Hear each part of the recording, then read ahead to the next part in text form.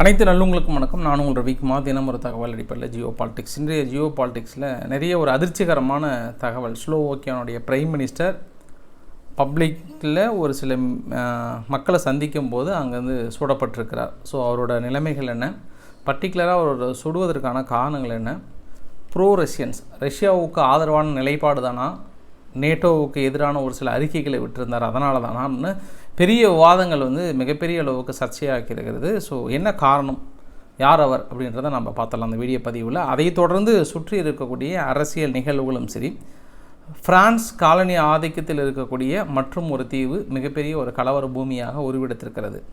France அதிபர் Macron அவர்கள் அந்த ஒரு ஐலாண்டுக்கு போகலான் இருந்தார்.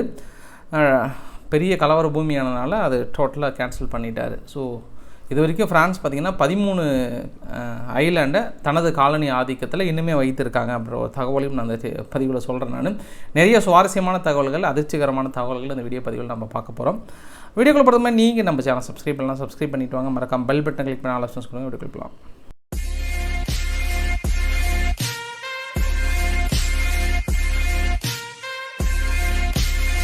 ஸ்லோவோக்கியா சம்பவத்தை தான் ஆப்வியஸ்லி நம்ம முதல்ல பார்க்க போகிறோம்.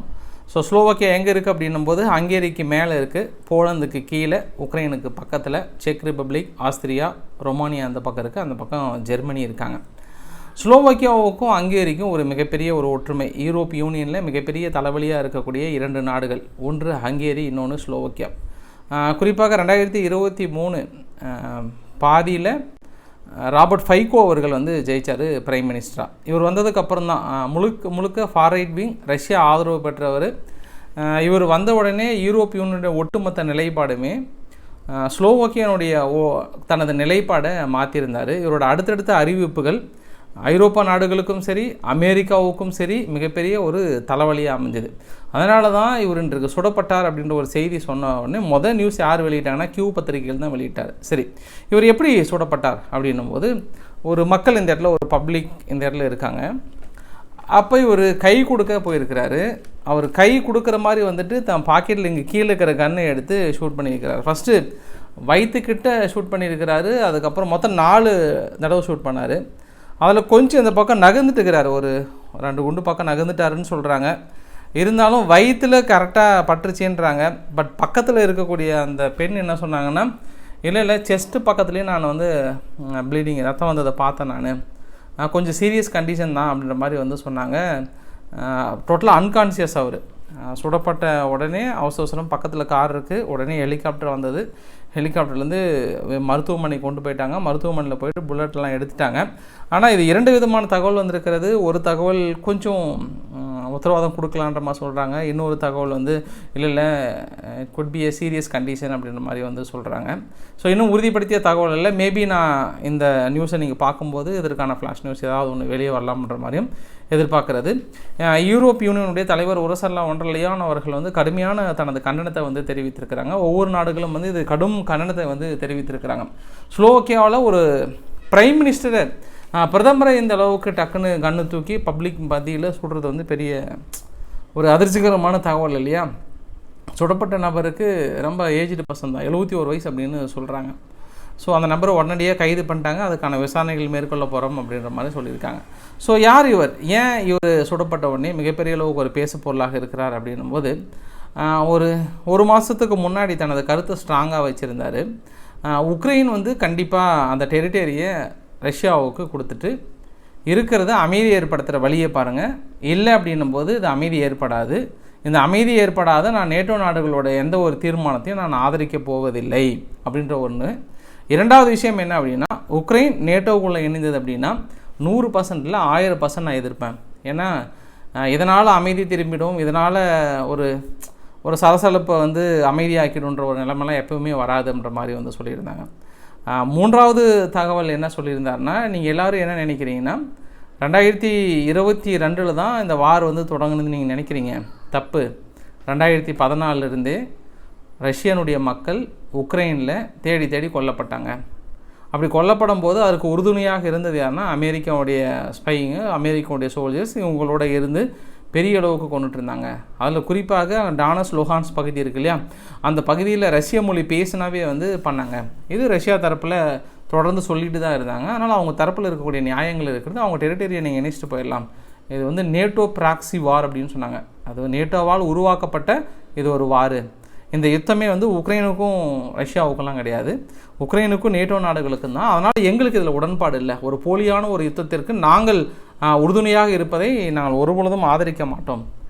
இப்போ கூட நாங்கள் என்ன சொல்கிறோம் அப்படின்னா, இதெல்லாம் அவர் சொன்ன கருத்துங்க. இதெல்லாம் தொடர்ந்து அவர் 2023 மிடில் அவர் ஜெயிச்சதுக்கப்புறம், ஃபார் ரைட் விங்கான இவர் ஜெயிச்சதுக்கப்புறம் என்னாச்சு அப்படின்னா, தனது முழு ரஷ்யா நிலைப்பாடை எடுத்துட்டார். முழு ரஷ்யா நிலைப்பாடு அப்படின்னும் போது முழுக்க அந்த வார் நிறுத்தணும் அப்படின்னா, ஆயுதங்களை கொடுக்கறத நிறுத்திட்டிங்கனாவே வார் நின்று போயிடும். என்ன ஒரு போலித்தனமான ஒரு உண்மை அப்படின்றதையும் பப்ளிக் மத்தியில் சொல்லியிருந்தார். ஆயுதங்களை கொடுப்பீங்க, தாக்குதல் நடத்துவாங்க, ஆனால் அமைதி ஏற்படுவதற்காக நீங்கள் ஆயுதங்கள் கொடுக்குறீங்கன்னு சொல்லணும், அதை நாங்கள் நம்பணும் அப்படின்னு சொல்லியிருந்தார். இன்னொரு விஷயம் என்ன அப்படின்னா, நாங்கள் ஆயுதங்களை முழுமையாக நிறுத்துகிறோம். இதுக்கு முன்னாடி இந்த பிரைம் மினிஸ்டர் எப்படின்னு தெரியல, ஆனால் நாங்கள் நிறுத்த போகிறோன்ட்டாங்க. ரீசெண்டாக பிரசிடென்ட் ஜெயிச்சார் இல்லையா, பிரசிடென்ட்டுமே வந்து ஃபார் ரைட் விங்கு தான் ஜெயிச்சார். அவர் வந்துமே வந்து ராபர்ட் ஃபைகோனுடைய நிலைப்பாடை அப்படியே ஸ்ட்ராங்காக பிடிச்சிட்டாரு. அவருமே நாங்கள் நிச்சயம் ரஷ்யாவோட நிலைப்பாடு தான் இருப்போம் அப்படின்ற ஒரு ஸ்ட்ராங்கான நிலைப்பாடுமே எடுத்திருந்தார். ஃபைனலாக அவருடைய ஸ்டேட்மெண்ட் ஒன்று என்ன அப்படின்னா, இந்த ப்ராக்ஸி வாரில் ஆயுதங்களை நிறுத்திட்டு பேச்சுவார்த்தை நடத்தினா மட்டும்தான் முடியும். அதற்கான வழிமுறைகளை நாங்கள் அத்தனை மேற்கொள்ள எந்த நிலையினாலும் தயாராக இருப்போம். நாங்கள் இதற்கு பெரும் உறுதுணையாக இருந்தது யார் அப்படின்னா, ஹங்கேரியினுடைய பிரைம் மினிஸ்டர் விக்டர் ஓர்பன் அவர்கள். இவங்க ஃபஸ்ட்டு விக்டர் ஓர்பன் அவர்கள் தான் ரொம்ப ஸ்ட்ராங்கான ஒரு நிலைப்பாடாக இருந்தார். பட் அதுக்கு முன்னாடியே ராபர்ட் ஃபைகோ அவர்கள் தனது வந்து ஜாயின் பண்ணிக்கிட்டார் அவர்கிட்ட அப்படின்னு சொல்ல முடியும். ஃபைனலாக இவரோட ஸ்டேட்மெண்ட்டு ஒன்று என்ன சொல்லியிருந்தார் அப்படின்னா, அங்கே ஸ்லோவோக்கியாவில் இருக்கக்கூடிய மக்கள் பப்ளிக் ஃபண்டு பெரிய அளவுக்கு உடனடியாக சேர்த்து பக்கத்தில் நாடான செக் ரிப்பப்ளிக்கு கொடுக்கணும். ஏன்னா செக் ரிப்பப்ளிக் வந்து ஒரு 8 லட்சம் செல்ஸுக்கு மேலே நாங்கள் உடனடியாக உக்ரைனுக்கு கொடுக்கணும்னு சொன்னோடனே, ஸ்லோவோக்கியாவில் இருக்கக்கூடிய உக்ரைன் ஆதரவு பெற்ற மக்கள்லாம் ஃபண்டு சேர்த்து அரசாங்கத்தோட ஒப்புதலோடு தான் அங்கே அனுப்ப முடியும். அப்போ அரசாங்கத்தோட நிதியில் கொண்டு போய் சேர்த்தும் போது அவங்க ராபர்ட் ஃபைகோ அவர்கள் என்ன சொல்லிட்டாருன்னா, நயா பைசா நான் அனுப்ப மாட்டேன், அந்த பக்கம் வாய்ப்புகளே இல்லை அப்படின்ற மாதிரி வந்து சொல்லிவிட்டு, அதை நான் வேறு விதமாக பயன்படுத்த போகிறேன். இந்த பைசா அனுப்புறதுனால அமைதி ஏற்படுன்னு சொல்லுங்கள், நான் உடனே அனுப்பிடுறேன். யாராவது ஒருத்தர் நேட்டோ நாடுகள், யூரோப்பியன் யூனியன் ஏதாவது ஒருத்தர் உத்தரவாதம் கொடுக்க சொல்லுங்கள், உடனே அனுப்பிடுறேன்னு சொன்னார். இந்த மாதிரியான நிலைப்பாடுகளை நீங்கள் என்ன நினைக்கிறீங்க? இப்போ நான் சொன்ன தகவல் எல்லாத்தையும் நீங்கள் கம்பேர் பண்ணிவிட்டு ஒரு புள்ளியில் கொண்டு வந்து நிறுத்தினீங்க அப்படின்னா, இது எங்கேயோ போயிட்டு எங்கேயோ நிற்கும்ல. ஸோ சப்போஸ் இதே கொஞ்சம் மாறியான நிலைப்பாடு இருந்தது அப்படின்னா, இவர் வந்து முழுக்க உக்ரைனுக்கு ஆதரவாக ரஷ்யாவுக்கு எதிரான ஒரு நிலைப்பாடு நடந்து இன்னும் ஒரு சம்பவம் நடந்தது அப்படின்னா, இந்நேரம் அறிக்கைகள் என்ன மாதிரி வந்திருக்கும்? வெஸ்டர்ன் நாடுகள் வந்து கங்கணம் கட்டிகிட்டு இருந்திருப்பாங்க, நேரம் பெரிய அளவு கங்கணம் கட்டிகிட்டு இருந்திருப்பாங்க. பட் இந்த தகவல்களை இன்னும் முழுமையான கிடைக்கல. பட் இதற்கான ஒரே ஒரு விளக்கம் என்ன அப்படின்னா, இன்று அதுக்கு சம்மந்தம் இல்லை, நீங்கள் சம்மந்தப்படுத்திக்காதீங்க. பைடன் அவர்கள் என்ன சொல்லியிருக்கிறார், ஹலோ ஹெல் வி ஆர், நாங்கள் யாருன்னு நினச்சிங்க, அமெரிக்கானா நாங்கள் வந்து யாருன்னு நினச்சிங்க, அதாவது கண்ட்ரிக்கான ஒரு ஹானஸ்ட், டீசன்சி, ஃபெய்த், ஃபேர்னஸ் இதெல்லாம் கண்டிப்பாக இருக்கும். எந்த ஒரு நாடு சுதந்திரம் தடுக்கப்படுகிறதோ அந்த நாடுகளுக்கு நாங்கள் சுதந்திரம் வாங்கி கொடுப்போம். எந்த ஒரு நாட்டோட ஃப்யூச்சர், எந்த ஒரு நாடு கிளைமேட் கிரைசிஸால் பாதிக்கப்படுதோ அங்கே நாங்கள் அங்கே கொண்டு போய்ட்டு அந்த லைக் கிளைமேட் கிரைசிஸாக இருக்கட்டும், இல்லை கன் வயலன்ஸாக இருக்கட்டும், இது எல்லாத்தையும் நாங்கள் தடுத்து நிறுத்துவோம் அது மாதிரிலாம் சொல்லிட்டு ஒட்டுமொத்தமாக அந்த உலகத்தையே கட்டி காக்கிறது நாங்கள் தான். இப்படிப்பட்ட அமெரிக்காவை நீங்கள் என்ன நினச்சிட்ருக்கீங்க? ஏதோ சும்மா ஆளாளுக்கு அது அப்படி இப்படி நினச்சிட்ருக்கீங்களா? பே கேர்ஃபுல் அப்படின்னு சொல்லியிருக்கிறார். ஸோ இந்த வசனத்துக்கும் அங்கே நடந்ததுக்கும் சம்மந்தம் இல்லை. ஆனால் எனக்கு ஏதோ சம்திங் இன்றைக்கி சொன்ன டைலாக்கும் அதை மேட்ச் பண்ணாங்க. ஒரு சில தகவல் சிஏ தான் அப்படின்ற மாதிரி வந்து நிறைய உளவு தகவல்கள்லாம் அப்படி இப்படின்னு கொஞ்சம் சொல்கிறாங்க. ஏன்னா சமீபத்தில் சீனாவை எதிர்ப்பதற்காக பாகிஸ்தானில் கூட ஐஎஸ்ஐஎஸ்கேவை கொஞ்சம் தட்டி எழுப்பியிருக்கிறாங்க.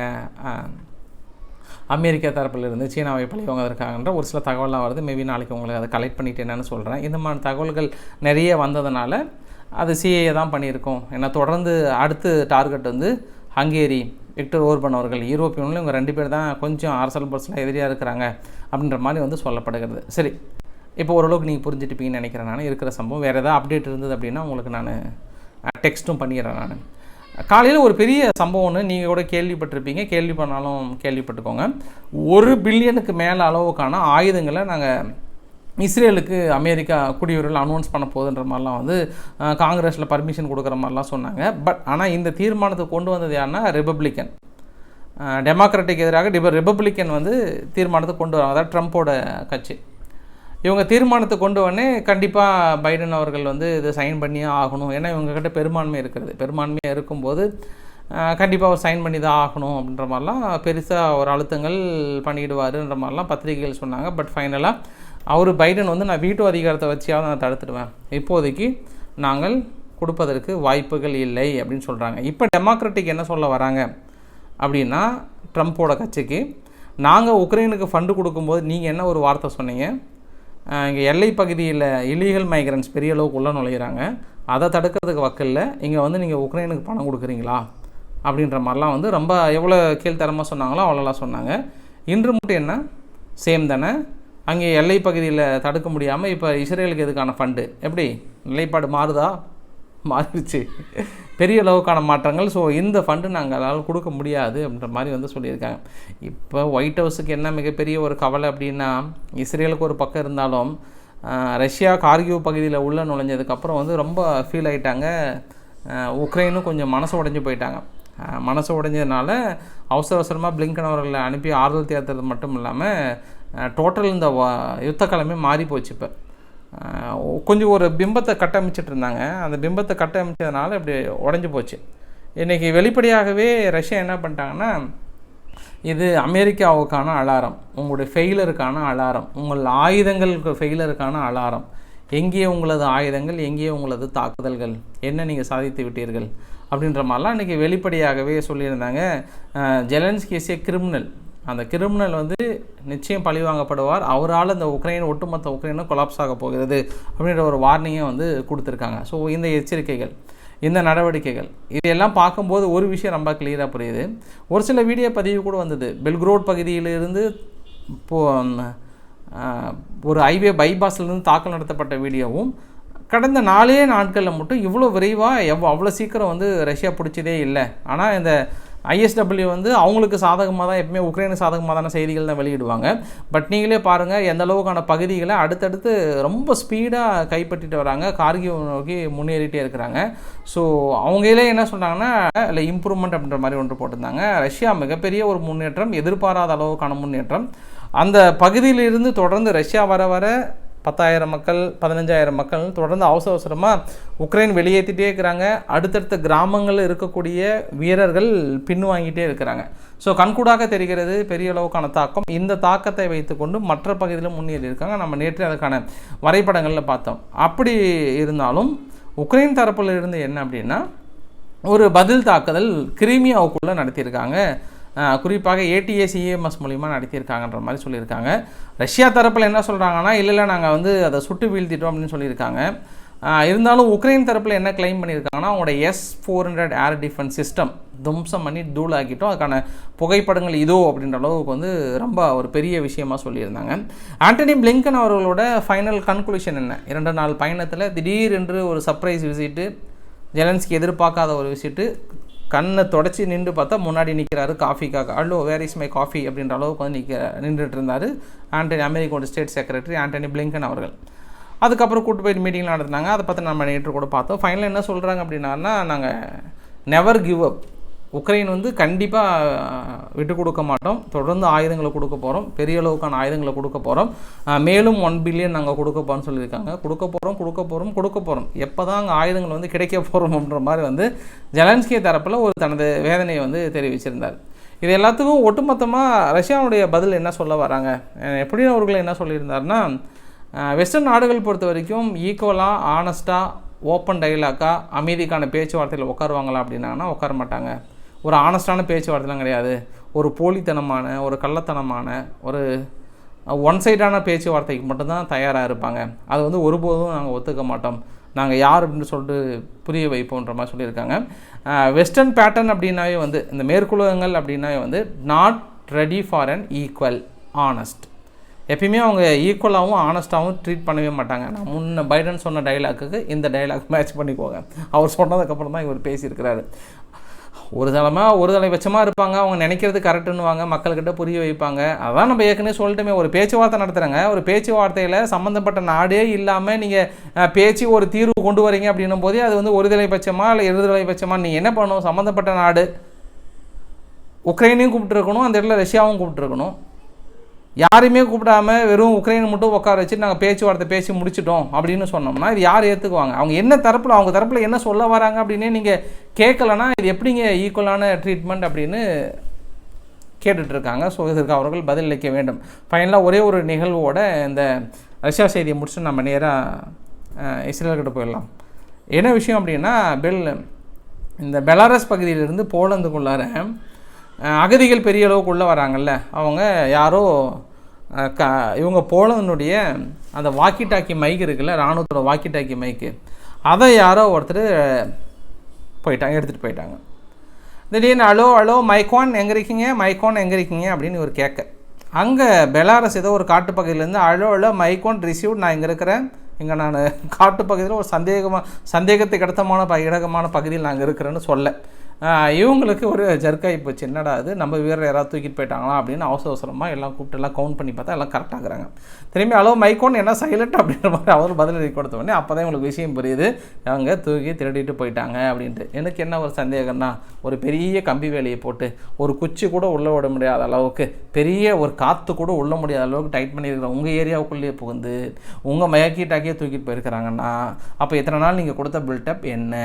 அதுதான் மிகப்பெரிய ஒரு கேள்விக்குறி. இப்போ போலந்து வந்து இது எப்படி அந்த வாக்கி டாக்கி நாங்கள் தூக்கிட்டு வருது அப்படின்னு நினைக்கிறாங்க. ஏன்னா உள்ளே போனாலும் பிரச்சனை, எல்லை பகுதிக்குள்ளே நுழைஞ்சிட்டாங்க, பெரிய பிரச்சனையாக இருக்குன்னு இருக்காங்க. அதனால் பார்டர் கார்டுக்கும் அந்த பெரிய பிரச்சனையாக போயிட்டுருக்கு. இந்த சம்பவத்தை உங்கள்கிட்ட சொல்லணும்.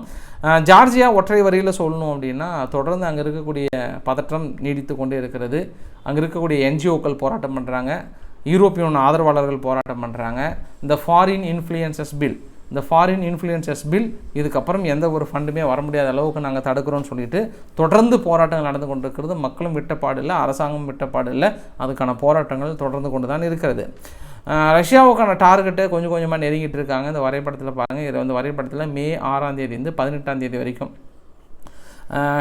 குறிப்பாக அந்த பால்டிக் சி இருக்கு இல்லையா, அந்த பால்டிக் சீயில் இங்கிருந்து, அதாவது இத்தாலியிலிருந்து நேட்டோ நாடுகள் மூலயமாக ஒரு தாக்குதல், அதாவது இது எல்லாமே ஒரு எக்ஸசைஸ் மாதிரி, ஒரு இராணுவ ஒத்திகை மாதிரி ட்ரையல் எடுத்துகிட்டு இருக்காங்க. இந்த டார்கெட் அப்படியே இந்த பக்கம் வச்சோன்னா மாஸ்கோ வச்சோம்னா கரெக்டாக இருக்குமா அப்படின்ற மாதிரியும், மே 6ஆம் தேதியிலிருந்து மே 18ஆம் தேதி வரைக்கும் உங்களுக்கு இதுதான் வேலை. எந்த சூழ்நிலைனாலும் சரி, Denmark, Estonia, Greece, Latvia, Lithuania, UK, USA 5000 troop, 100 unit of equipment போட்டு சும்மா பயங்கரமான பயிற்சிகளை மேற்கொண்டுட்டு இருக்காங்கன்ற தகவலை உங்ககிட்ட நான் பகிர விரும்புகிறேன்.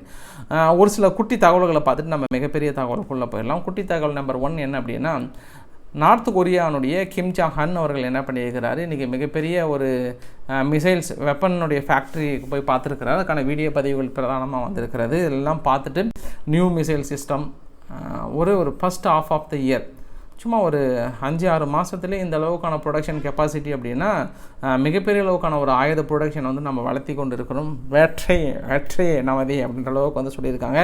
இதை கண்டு எதிரிகள் வந்து நடுநடுங்க வேண்டும், மஞ்ச வேண்டும்ன்ற அளவுக்குலாம் வந்து சொல்லியிருக்காங்க கிம் ஜாங் அன் அவர்கள். உடனே அமெரிக்கா தரப்பில் இருந்து சொல்லிட்டாங்க, இது ஓவராலாக கிரிப்டோ கரன்சியிலிருந்து அபகரித்த பணம், இது வரைக்கும் 147.5 மில்லியன் அளவுக்கு நாங்கள் அந்த டொர்னாடோ கேஷ் மாதிரி ஒன்று பெரிய அளவுக்கு பண்ணோம். அதை வந்து டோட்டலாக இவங்க எடுத்துக்கிட்டாங்க. 2017 இவங்க மேலே வந்து வழக்குகள் பதியப்பட்டது. மொத்தம் 97 சஸ்பெக்ட். இந்த 97 சஸ்பெக்டும் நார்த் கொரியாவில் தான் இருந்திருக்காங்க. 2022 மட்டும் 2022லேருந்து 23 மட்டும் 1 பில்லியனுக்கு மேலே அளவுக்கான மணி லாண்ட்ரிங் பண்ணியிருக்காங்க. இதையெல்லாம் பார்க்கும்போது இது மாதிரி ஃபண்டுகளை லாண்ட்ரிங் பண்ணி, அதாவது கிரிப்டோ கரன்சிலேருந்து திருடி இந்த அளவுக்கான ஆயுத உற்பத்தி பண்ணியிருக்கான்ற ஒரு குற்றச்சாட்டு. நேற்று மில்லைய ஒரு பிள்ளைகளுக்கெல்லாம் தொல்லை கொடுக்கல, பெரிய அளவுக்கான நாட்டின் வளர்ச்சி பெற்றிருக்கிறதுன்னு சொல்லிட்டு இன்டர்நேஷ்னல் மானிட்டரிங் ஃபண்ட் ரிப்போர்ட்டு கொடுத்துருந்தாலும் இன்று என்ன பண்ணிட்டாங்கன்னா, அந்த நாட்டோட இன்ஃப்ளேஷன் இருக்குல்ல, 1991 அப்புறம் ரொம்ப ரொம்ப அதிகம். 289% இருக்கிறதுன்னு இருக்காங்க. என்ன சார் நேற்று ஒரு அறிக்கை இன்று ஒரு அறிக்கை மாறி மாறி வந்தீங்கன்னா எப்படி? நேற்று தான் IMF வந்து மிகப்பெரிய ஒரு நாடு வளர்ச்சி பெற்றிருக்கிறது தான், வாங்கி கொள்ளுங்கள் உங்கள் லோனை அப்படின்ற அளவுக்கு தாராளமான சல்லி வீசியிருக்கிறாங்க. பட் இன்று இல்லை மெல்லை அவர் பிள்ளைகளுக்கு தொல்லை கொடுத்து தான் இருக்கிறார். அங்கே இன்ஃப்ளேஷன்ன்றது தொடர்ந்து வளர்ந்து கொண்டு தான் இருக்கிறதுன்ற அளவுக்கு வந்து சொல்லியிருக்காங்க. இப்போ நேராக நம்ம அவசரமாக இஸ்ரேல் கிட்ட போயிடலாம். நான் முடிஞ்ச அளவு கொஞ்சம் ஸ்பீடாக பேச ஆரம்பிச்சிடறேன். ஏன்னா சீக்கிரமாக தகவல்கள் முடிக்கணும். நான் இது 32 நிமிஷம் போட்டிருக்கேன். நல்ல வேலைங்க 35 நிமிஷம் பக்கம் பேசிட்டேன். அதுக்கப்புறம் தான் கஷ்டப்பட்டு சுருக்கி போட்டேன். நான் அதை 25க்குள்ளே கொண்டு வரலாம் தான் நினச்சேன். நான் சரி ஏதோ ஒன்று ஆகட்டும் பரவாயில்ல, நீங்கள் தூங்கி கொட்ட விட்டால் கூட பரவாயில்லன்ற அடிப்படையில் நான் சொல்லிட்டேன். நான் மிகப்பெரிய தகவல் என்ன அப்படின்னா, காசா பகுதிக்குள்ளே அந்த மனிதாபிமான அடிப்படையில் இருக்கக்கூடிய உதவிகள் உள்ளே வந்து மேக்சிமம் நுழைய முடியாத அளவுக்கு என்ன சொல்கிறது, திடீர்னு ஒரு ஃப்ளோ ஸ்ட்ரக் ஆகி போச்சு. இஸ்ரேல் ஆதரவாளர்கள், குறிப்பாக ஹமாஸ் எதிர்ப்பாளர்கள் வந்து அங்கே நின்று அதுக்கான வீடியோ பதிவுகளை டோட்டலாக வெளியே இழுத்து, அது நேற்று என்ன பண்ணிட்டாங்க, ஒரு பகுதி ஃபுல்லாக கொளுத்திட்டாங்க, எரிச்சிட்டாங்க. இன்னொரு பகுதியில்னா எல்லாம் எழுதி போட்டு எந்த வண்டியுமே வெளியில்லை. டோட்டலாக மனிதாபிமான அடிப்படையில் இருக்கக்கூடிய உதவிகளே உள்ளே செல்ல முடியாமல் தடுத்து கொண்டிருக்கிறார்கள் அப்படின்ற பதிவும். இன்று வந்து ஒரு 4-5 இடங்கள், ஹெல்த் சென்டர் மட்டும் 3 கேம்ப்பு, ஜாப்லியா கேம்ப் இல்லாமல் இன்னும் ஒரு 2-3 கேம்ப் வந்து தாக்கல் நடத்தப்பட்டதாக சொல்கிறாங்க. 36-40 பேர் பக்கம் எழுந்து போனதாக சொல்லப்படுகிறது. பெரிய அளவுக்கான இலக்குகளை குறிவைத்து இஸ்ரேலுடைய படைகள் முன்னோக்கி சென்று கொண்டிருப்பதாக வந்து சொல்லியிருக்காங்க. இதில் என்ன அப்படின்னா, பக்கத்தில் அதாவது இந்த காசா சிட்டி பக்கத்தில் இஸ்ரேலினுடைய ஃபோர்ஸஸ் உள்ள நுழைய இந்த பக்கம் யூரோப் யூனியன் தனது கடுமையான எதிர்ப்புகளை தெரிவித்திருக்காங்க. இன்று எரடகன் அவர்கள் கூட என்ன சொல்லியிருக்காங்கன்னா, உடனடியாக இஸ்ரேல் நிறுத்த வேண்டும், இல்லை என்றால் எங்களுக்கு ஒரு கவலை அளிக்கிறது, அவங்க நேராக எங்கள் பார்ட்டியும் சேர்த்து ஆக்குபை பண்ணிடுவாங்களோ அப்படின்ற ஒரு பதற்றம் எங்களுக்குள் ஏற்படுகிறது. அவங்க ஹமாஸை மட்டும் டிஃபீட் பண்ணிட்டாங்க அப்படின்னா, ஆனால் சக்ஸஸ் பண்ணிட்டாங்கன்னா அடுத்து நேராக அவங்க துருக்கி தான் அப்படின்ற அளவுக்கு இலக்கில் சொல்லியிருக்கிறாரு. இது எப்படி நம்ம எடுத்துக்கிறதுன்னு தெரியல. பட் இருந்தாலும் அவர் ரொம்ப சீரியஸாக சொல்லியிருக்கிறாரு, கண் கலங்கி சொல்லியிருக்கிறாரு. நம்மளும் போருக்கு தயாராக வேணும்னு சொல்லியிருக்காங்க. ஹெஸ்புல்லா IDF 2 தரப்பிலிருந்தும் அடுத்தடுத்த வீடியோ பதிவுகள் வெளியிட்டிருக்காங்க. ஹெஸ்புல்லா தரப்பிலிருந்து தாக்குதல் அப்படின்னும் போது இஸ்ரேலினுடைய நிலைகளை மையப்படுத்தி நாங்கள் தாக்கல் நடத்தியிருந்தோம் அப்படின்ற மாதிரி வந்து சொல்லியிருந்தாங்க. சம்பவம் நம்பர் 1. சம்பவம் நம்பர் 2 என்ன அப்படின்னா, இஸ்ரேலினுடைய டிஃபென்ஸ் ஃபோர்ஸ் என்ன கிளைம் பண்ணியிருக்காங்கன்னா, உசைன் இப்ராஹிம் மேக்கி இவர் தான் வந்து ஒன் ஆஃப் த ஃப்ரண்ட் யூனிட்டோட ஹெட் அப்படின்னு சொல்கிறாங்க, சீனியர் கமாண்டர். இவர் பயணித்த நாங்கள் கார் மீது தாக்கல் நடத்தி முடிச்சிட்டோம்னாங்க. நேற்று ஒருத்தர் இன்றைக்கி ஒருத்தர் அப்படின்ற மாதிரி சொல்லியிருக்காங்க. தொடர்ந்து ஹெஸ்புல்லா தரப்பிலிருந்து நிறைய சீனியர் கமாண்டர்கள் எந்த காரில், எந்த நம்பரில், எந்த சீட்டில் உட்காந்துருக்காங்கன்ற தகவல் கூட துல்லியமாக கண்டுபிடிச்சி அடிச்சுட்டே தாங்கிறாங்க இஸ்ரேல் தரப்பிலிருந்து. இதை வந்து ஹெஸ்புல்லா தரப்பிலிருந்து அவங்களால நிறுத்தவே முடியலது. அவங்க என்ன தான் நீங்கள் இஸ்ரேல் நிலைகளுக்குள்ளே தாக்கல் நடத்துறதும் சரி, மீது எல்லாமே சரி, ஒரு பர்டிகுலர் ட்ரோனு கரெக்டாக அந்த கார் தாக்குதல் என்பது வாரத்துக்கு 1-2 நடந்துகிட்டே இருக்கிறது. அதனால தான் ஹெஸ்புல்லா இன்றைக்கி டென்ஷன் ஆகிட்டு இன்றைக்கி நிறைய பகுதியில் வந்து தாக்கல் நடத்தியிருந்தாங்க. எகிப்து எடுத்த மாறுபாடான நிலைப்பாடு என்ன அப்படின்னா, நாங்கள் ஈரானுடையும் கொஞ்சம் டிப்ளமேட்டிக் ரிலேஷன்ஷிப்பில் கொஞ்சம் டைஸ் வச்சுக்கலான்னு பார்க்குறோம் அப்படின்ற மாதிரி வந்து சொல்லியிருக்காங்க. மேபி ஈரான் வந்து எகிப்து மேலே கோபத்தை தணிப்பதற்காக இதுவாக கூட, இது ஒரு நாடகமாக கூட எடுத்துக்கலாம். இருந்தாலும் அல்சிசி அவர்கள் வந்து தெளிவாக சொல்லியிருக்கிறார், இல்லை நாங்கள் ஈரான்கிட்டே நாங்கள் ஏன் எல்லாத்தையும் எதிரியாக வைக்கணும், எல்லாருமே எங்கள் நண்பர்கள் தானே, வந்து யாருனாலும் பேசிட்டு போகலாமே, ஒன்றும் பிரச்சனை இல்லையே அப்படின்னு அவங்கக்கிட்டே வந்து பேச தயாராக இருக்கிறாங்க. எகிப்துக்கு அப்புறம் மிகப்பெரிய ஒரு ஷாக்கிங் தகவல் என்னென்னா, இஸ்ரேலினுடைய உளவு தகவல்கள் என்ன சொல்லியிருக்காங்கன்னா, குறிப்பாக எங்கள் நாட்டில் நடக்கிற இந்த போராட்டங்கள்லாம் வந்து யார் பெரிய அளவுக்கு ஃபண்டிங் கொடுக்குறாங்கன்னா, சைனீஸ் கவர்மெண்ட் தான் கொடுத்துருக்காங்க. குறிப்பாக அமெரிக்காவுக்கு எதிரான நிலைப்பாடு வர வேண்டும் என்பதற்காகவும் கொடுத்துருக்கான்ற தகவலை வந்து சொல்லியிருக்காங்க. சரி, வரைபடங்கள்லாம் நம்ம நாளைக்கு பார்த்துக்கலாம், ஷார்ட்டாக முடிக்கணும். ஃப்ரான்ஸ் ஆதரவு பெற்ற காலனித்துவம் உள்ள ஒரு நாடு. நீங்கள் வரைபடத்தில் பார்க்குறீங்கல்ல, ஆஸ்திரேலியா பக்கத்தில் நியூ கேலிடோனியா எங்கே இருக்குதுன்னு பார்த்துக்கோங்க. இந்த பக்கம் Indonesia, Papua new Guinea, salmon island பக்கத்தில் இந்த ஒரு நியூ கேலிடோனியா வந்து ஃப்ரான்ஸினுடைய காலனித்துவம் உள்ள ஒரு தீவு, குட்டி தீவு. இது மட்டும் இல்லாமல் இன்னொரு வரைபடத்தில் பாருங்கள், மொத்தம் 13 நாடுகள் இனிமேல் ஃப்ரான்ஸோட காலனித்துவத்தில் இருக்கக்கூடிய தீவுகள் முழு கட்டுப்பாட்டில் வச்சுருக்காங்க. இந்த தீவில் என்ன பிரச்சனை, ஏன் அங்கே பெரிய போராட்டம் அப்படின்னா, லோக்கல் பாடி எலெக்ஷன் இருக்கு இல்லையா, லோக்கல் பாடி எலெக்ஷனில் ஃப்ரான்ஸ் குடியேறிகள் அப்படின்னு இருப்பாங்க. அப்படி இல்லைனாலும் ஃப்ரான்ஸ் குடியுரிமை பெற்றவர்கள், ஃப்ரான்ஸோட மக்களும் பாதிக்கு மேலே ஓட்டு அளிப்பதற்கான உரிமைகளை கொடுக்கலாம் அப்படின்னா அங்கே இருக்கக்கூடிய ஆளுகின்ற அரசாங்கம் முடிவெடுக்கிறாங்க. இப்போ லோக்கல் பாடி எலெக்ஷனில் ஒரு சிலர் எல்லா பெரும் பணக்காரெல்லாம் வந்து இங்கேயும் சிட்டிசன் வச்சுருப்பாங்க, அங்கேயும் வச்சுருப்பாங்க. அவங்க வந்து ஓட்டளிக்கலான்றாங்க. இதற்கு முன்னாடி என்ன இருந்தது அப்படின்னா, அவங்க ஃப்ரான்ஸோட சிட்டிசன்ஸ் யாரும் இங்கே ஓட்டளிக்காத மாதிரியான ஒரு முறை இருந்தது. பட் இப்போ குறிப்பிட்ட மக்களுக்கான ஓட்டளிக்கும் முறையை கொடுத்ததுனால அங்கே இருக்கக்கூடிய எதிர்க்கட்சிகள்லாம் வந்து வெகுண்டு எழுந்துட்டாங்க. போதும், அவங்களோட ஆதிக்கத்தில் இருந்து நம்ம நாட்டிலேருந்து சுரண்டன அத்தனையும் போதும். அதனால் வெகுண்டு எரிஞ்சு பெரிய ஒரு போராட்டம். இந்த பெரிய அப்படின்னு சொல்வதற்கு நீங்கள் புரிஞ்சிருப்பீங்க, கலவர பூமியாகி பற்றி எரிந்து கொண்டிருக்கிறது. இன்று பயணம் செய்ய வேண்டியது பிரான்ஸ் அதிபர் மேக்ரான் அவர்கள் இந்த கேலிடோனியாவுக்கு பயணம் செய்ய வேண்டியது. ஏன்னா தேர்தல் கிட்டத்தட்ட இந்த சட்டத்தை நிறைவேற்றுறதுக்காக வெற்றின்னு சொல்வதற்காக வர மாதிரி இருந்தது. முடிச்சிட்டாரு, கேன்சல் பண்ணிட்டாரு அங்கே இருக்கக்கூடிய பிரச்சனையின் காரணமாக. ஸோ ஃபைனலாக அந்த வீடியோவோட நிறைவு பகுதியில் இம்ரான்கான் அவர்கள் இன்று சிறையிலிருந்து விடுதலை பெற்றிருக்கிறார். அனைத்து வழக்குகளிலிருந்தும் விடுதலை கொடுத்துருக்குறாங்கன்ற மாதிரி சொல்லியிருக்காங்க. ஸோ வெளியே வராங்க. அதற்கு என்ன சொல்லியிருக்காங்க தகவல் அப்படின்னா, அமெரிக்காவுடைய சிஐஏ வந்து பாகிஸ்தானுக்கு ஒரு எச்சரிக்கை கொடுத்துருக்காங்க. நீங்கள் என்ன தான் நீங்கள் ரொம்ப சேஃபாக வச்சுருந்தா கூட இம்ரான்கான் உயிருக்கு ஜெயிலில் வந்து உத்தரவாதம் இல்லை அப்படின்ற ஒரு தகவல் கொடுத்ததுக்கப்புறம் சப்போஸ் ஜெயிலில் ஏதாவது ஒன்று ஆச்சு அப்படின்னா பாகிஸ்தான் கண்டிப்பாக கஷ்டமாயிடும், அதனால் வெளியே அனுப்பிடுங்க அப்படின்ற மாதிரி வந்து சொல்லப்பட்டதாகவும், அதனால தான் திடீர்னு இத்தனை நாள் அவருக்கு இருக்கக்கூடிய வழக்குகள்லாம் பார்த்தோன்னா மொத்தம் 8லேருந்து 10 வழக்குகள் இருக்குங்க. அவ்வளோ சீக்கிரம் ஒரு நாளில் விட மாட்டாங்க அவரை. இருந்தாலும் அவசரமாக எல்லாத்துக்கும் கிராண்டட் பெயில் கொடுத்து இஸ்லாமாபாத் ஹைகோர்ட் வந்து பெரிய அளவுக்கான ஒரு விடுதலை அளித்திருக்காங்க. ஸோ இந்த இம்ரான்கான் அவர்கள் வெளியே வருவது என்பது அரசியல் மாற்றத்தை ஏற்படுத்துகிறதா, இல்லை அரசியல் புயலை ஏற்படுத்துகிறதா, உள்நாட்டில் கலவரங்களை ஏற்படுத்துகிறதா என்று பொறுத்திருந்து பார்க்கலாம். இன்று ஓரளவுக்கான தகவலை கவர் பண்ண நினைக்கிறேன். பிடிச்சிருந்தா லைக் பண்ணுங்கள், ஃப்ரெண்ட்ஸுக்கு ஷேர் பண்ணுங்கள், சப்ஸ்கிரைப் பண்ணுங்கள். ரவிக்குமார் சோமு. நன்றி, வணக்கம்.